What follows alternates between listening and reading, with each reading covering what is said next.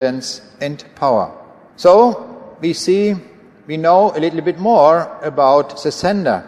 Number 3, the sender must be omnipotent, and the sender, number 4, must be eternal. Let me come to another conclusion, number 4. Since information is a non-material fundamental entity and cannot originate from material quantities, we conclude the sender must have a non-material component. The sender must be spirit. God is spirit.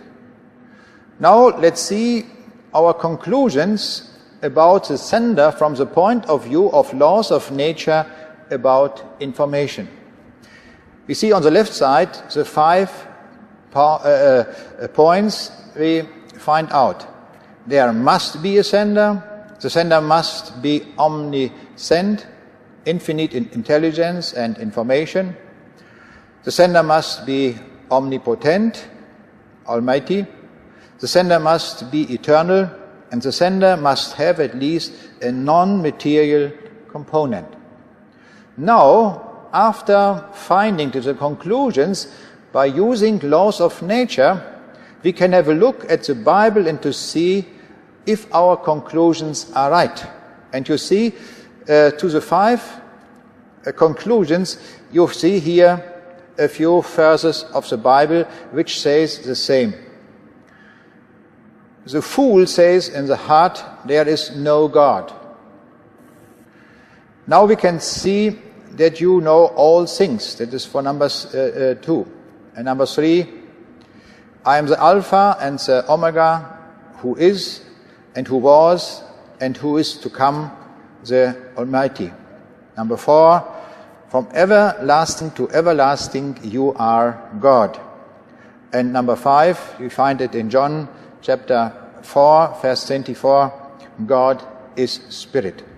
Now the next question is, who is the sender? Who is the creator? And we see we come now to a scientific boundary. We cannot say from the viewpoints of laws of nature about information who the person of the sender is. Now we need another source of information. And this other source of information is the Bible. And the Bible tells us in Genesis 1, 10 times was it, and God said. And in Psalm 33 we read, for he spoke, and it came to be, he commanded, and it stood firm. The sender, God, can do it in a very short time. And more about the person of sender we find in the New Testament. In the beginning of the Gospel of John we read, in the beginning was the Word, and the Word was with God, and the Word was God. Through him all things were made. Without him nothing was made that has been made. If you read further in chapter 1 of Gospel John, we see this person is Jesus Christ. Jesus Christ is the Creator. It's not possible to come to these conclusions using the laws of nature. Therefore, we need the Bible. We need both the laws of nature about information and also the Bible. The Bible is a higher level of information. Let me come to the 5th conclusion. Since information is a non-material fundamental entity and cannot originate from material quantities, and since information also originates from man, we conclude man's nature must have a non-material component. The materialism is saying man is only matter. We can see the laws of nature about information says it is a wrong idea. Can we give an answer about the Big Bang?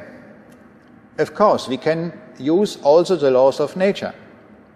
Since information is non-material entity, we conclude that the assumption The universe is composed solely of mass and energy is false. That is the idea of the Big Bang.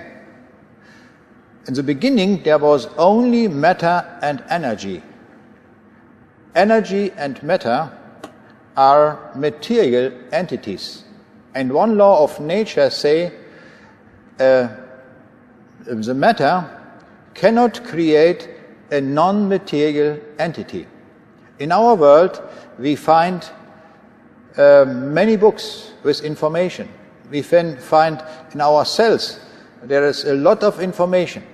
So we see in this moment there is a lot of information in many places in this world.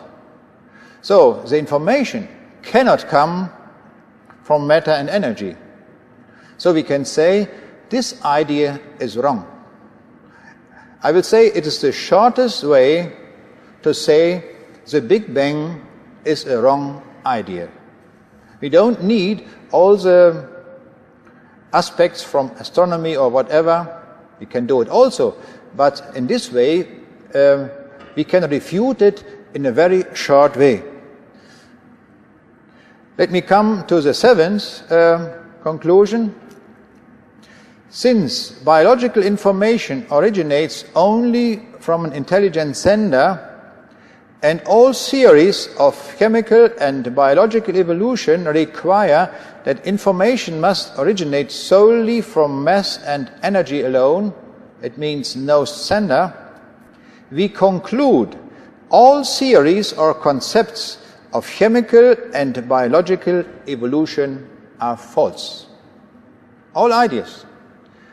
And if you will see tomorrow or a year later a new idea about evolution, we can say also this idea will be false. Evolution is an impossible process. We can say it from the highest level of science, from the viewpoint of laws of nature. Anyone who disagrees with these laws and conclusions must falsify them by demonstrating the initial origin of information from purely material sources. That is what must be done if somebody would say, I disagree with the conclusions. Therefore, the laws of nature about information have refuted the assumption of scientific materialism and theories of chemical and biological evolution, and established the existence of an eternal, omniscient, omnipotent being. All philosophies or theories based on the assumption of scientific materialism, including chemical and biological evolution, are falsified by the laws of nature about information. So we see the conclusions, the 7 conclusions, are very, very strong. They give us the possibility to show which ideas are wrong, which are published in science.